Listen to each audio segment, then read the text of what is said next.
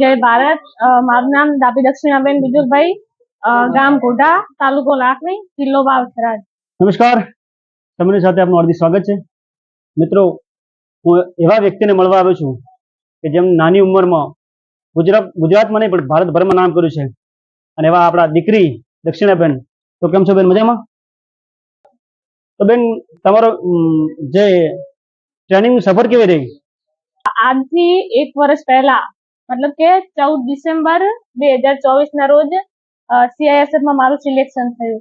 એના પછી 1 મહિના પછી હું 15 જાન્યુઆરી મારી જોઈનિંગ હતી તમિલનાડુની અંદર। ત્યાં તમિલનાડુની અંદર જોઈનિંગ કરી પછી ત્યાં આગળ મેં 10 મહિનાની ટ્રેનિંગ પૂરી કરી, અને અત્યારે 1 મહિનાનો જે કમાન્ડો કોર્સ છે તે બાકી છે, તે મારે માર્ચમાં કરવા જવાનું છે। ત્યાં આગળ 10 મહિનામાં ટ્રેનિંગ કરી। ટ્રેનિંગ અંદર ઘણું બધું શીખવા મળ્યું, નવી નવી બાબતો, દેશભરમાં શું શું વસ્તુ થાય છે। મતલબ આ જોબને આપણે જે રીતે જોઈએ તે રીતે બહુ જ અલગ છે, અંદરથી ઘણું બધું શીખવા મળે છે એમ કે। પછી ત્યાં આગળ બધું શીખવા મળ્યું, ત્યાં આગળ નવા નવા માણસો, અલગ અલગ ભારતના બધા જ રાજ્યના મતલબ ફ્રેન્ડ મળ્યા, બધાથી મુલાકાત થઈ, નવું નવું જાણવા મળ્યું, નવું નવું શીખવા મળ્યું।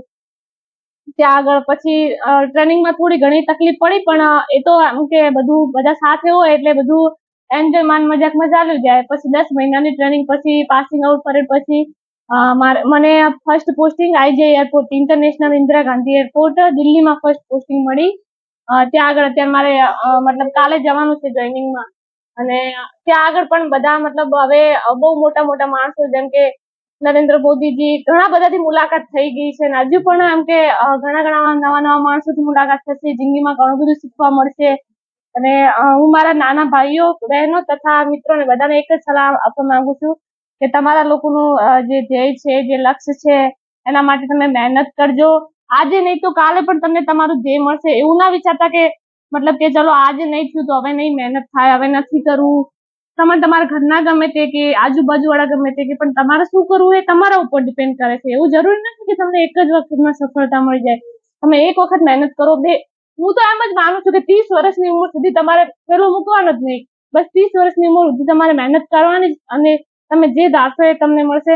અને બધા મિત્રો, ભાઈબંધો તથા સૌથી વધારે સપોર્ટ મને મારા ફેમિલી વાળાનો તથા મારા મમ્મી પપ્પાએ દરેક વસ્તુમાં મને મદદ કરી।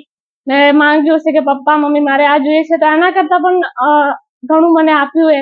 અને આજ સુધી કોઈ દિવસ મતલબ મારી ઈચ્છા કે મારા સપના એમને એમ નથી કીધું કે આ વસ્તુ નથી કરવું બેટા, મેં જે કીધું એ બધું વસ્તુ કરવા માટે તેમણે મને મંજૂરી આપી છે।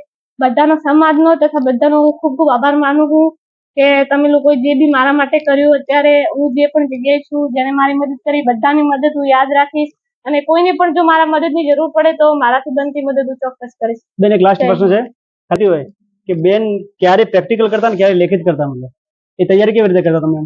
આના અંદર તો એવું હોય કે જો કે પહેલા વેકેન્સી પડે ને તો પહેલા લેખિત એક્ઝામ હોય છે, તો લેખિત એક્ઝામ જો ને 160 માર્ક્સની હોય છે।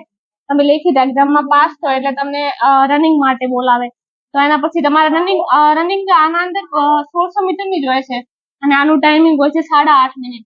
રનિંગમાં તમે પાસ થો પછી એનું મેરિટ બને ફરી, પછી એ મેરિટના આધારે તમને મેડિકલ ચેકઅપ માટે બોલાવે। એના અંદર મેડિકલ ચેકઅપ હોય તમારા શરીરનું, કે તમારા શરીરમાં કોઈ ખામી તો નથી, જેમ કે ઓપરેશન છે કે કોઈ તૂટફૂટ છે, એનું ચેકઅપ હોય। એના પછી ફાઇનલ મેરિટ બને અને એના અંદર સિલેક્શન થાય। એ આના જોબની પ્રોસેસ છે। ખૂબ ખૂબ ધન્યવાદ બેન, તમારી ચેનલ જોડાવા બદલ। જય હિન્દ।